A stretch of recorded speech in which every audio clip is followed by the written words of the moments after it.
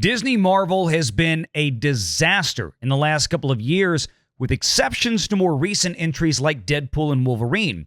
But one of the things here we've been talking about on the Renegade Nation for nearly 4 years on YouTube has been the complete and utter disaster that is the financial mismanagement of the Walt Disney Company, not just at Marvel, but at Star Wars and many other studios, turning in massive production expenditures for films that bomb at the box office.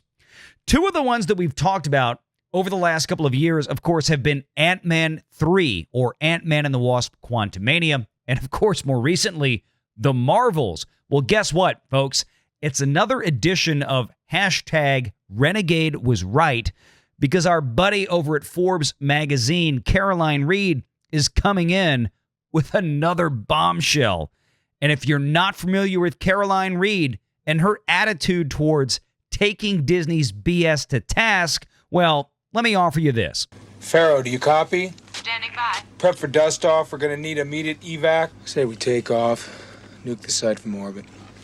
It's the only way to be sure. Buckle up, kids, because Caroline Reed has seemingly confirmed, along with some additional Renegade mathematics, that Ant-Man 3 and the Marvels combined cost a total of nearly $1 billion with a B dollars to get into theaters.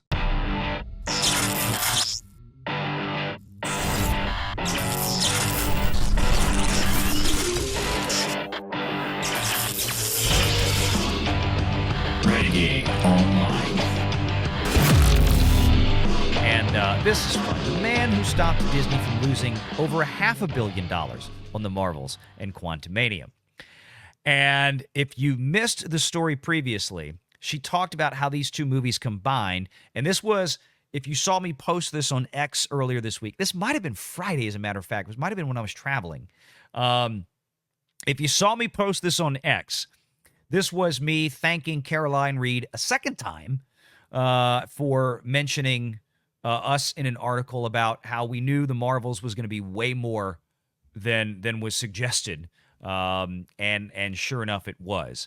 And so we got a little shout out from Caroline there. She told me tonight that there's a third one coming, with a little bit of a shout out to the Renegade Nation regarding another movie. And again, I don't want to get too far down the pike here, but that's my understanding is that'll be coming probably this week. I'm guessing. We'll let you know, because she usually sends me these things right when they drop on the website. But let's talk about how bad this was.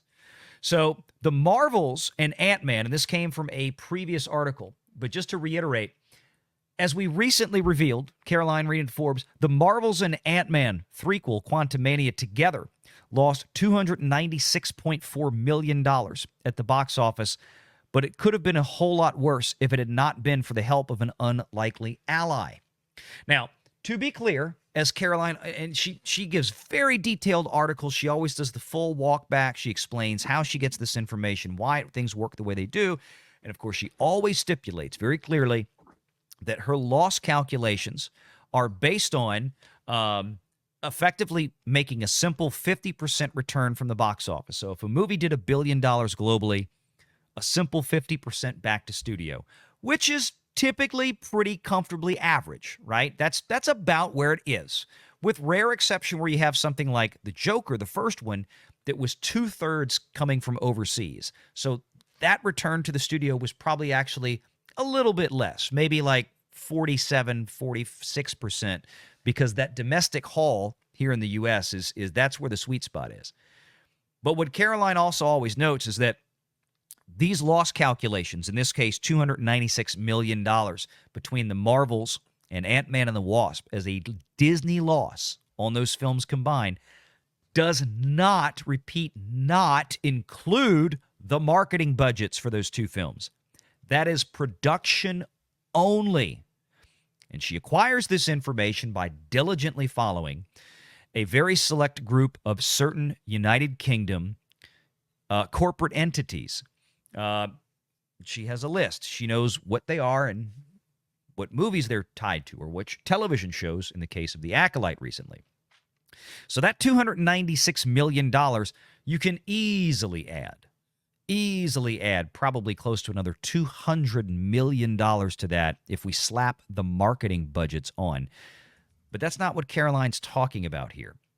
So what she goes into in this article, she talks a little bit about the history of the film tax credit and how it got to this point in the UK. Because as she's covered diligently again for some time, she talks about this from the perspective of these are British citizens that are effectively paying significant portions of, in many cases, major Disney productions, starting with The Force Awakens that came out in 2015, almost 10 years ago now, kids. And this is where Disney apparently kicked up a wonderful new relationship with certain folks in the UK, and Disney seemingly may have been largely responsible for the expansion of the UK film tax credit, and they have benefited greatly from it. So going into this and skipping a lot of the stuff that we usually talk about here, like the UK film tax credit up to 25.5% of eligible expenses, which again, it wouldn't include things like the principal actors, it wouldn't include the head writer, would not include the director, does not include what you pay executive producers or producers. It doesn't include above-the-line big people. You get up to 25% of a film tax credit in the UK for eligible expenses like catering, what you spend on hotel rooms and lodging for the cast and crew, or hiring construction workers to build sets, renting Shinfield Studios, renting Pinewood Studios. Things like this become eligible. Money that you actually spend on British labor, let's put it that way, that is below the line, right? Not in front of the camera, not the director, not the producers, not the writer's room, okay? So she goes into some of that history there. She talks about how, you know, what these movies did at the box office, okay? They cost a total, let's make this clear, to remind everybody how bad this was. Ant-Man and the Wasp, Quantumania, and the Marvels combined for a total cost, production only, $762.4 million US. Wow. I'll repeat that again. $762 million US to produce the Marvels and Ant-Man 3, two of the worst performing dumpster fires in Disney Marvel history. Hell, just probably Disney history, considering what they cost. That's an average, by the way, and it may be in the article, but for folks out there who may be math challenged as I am, it's an average of $381 million per terrible, awful movie. And on production that's alone. about what each cost. On product, right. Throw in marketing. We are now at just about $1 billion. If you include marketing, we are at $1 billion almost for the Marvels and Ant-Man 3 combined is what Disney spent. They're Marvel movies. I bet they spent $200 million in marketing for these. Well, at least $100 million apiece. I think at least $100 million apiece. I think Ant-Man probably got more of a marketing budget than the Marvels did because they knew by the time the Marvels was rolling around, they knew what they had and they had a turd. But these are Marvel movies. The amount of marketing that goes into Marvel movies. Okay, remind me, guys. I might be wrong. 250. Okay? Say $125 million per movie. We're at $1 billion. Right. We're at $1 billion. We're over $1 billion. But remind me. I think the Marvels had a Super Bowl commercial. Is that right? Like that's the kind of push they give these things. Ant-Man did. Was it Ant-Man? Ant-Man okay, did. I knew one of these had a Super Bowl Marvels commercial. came out. Yeah, Marvels came out in November. Ant-Man came out in like February. So it had the big Super Bowl commercial. Yeah. So that commercial alone right there, that 30-second spot for Ant-Man, that right there by itself was $8 million. Yeah. So, but wait, there's more.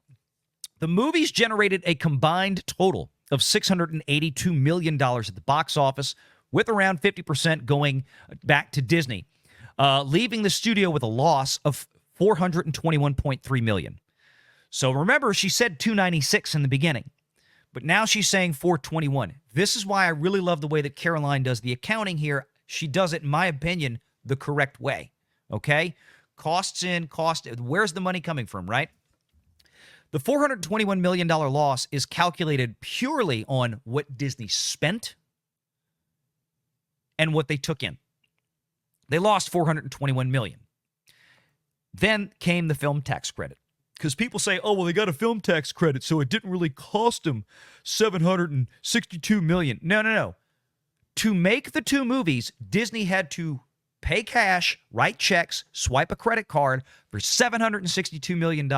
Period. End of story. Now the question was, where are they getting the money back from?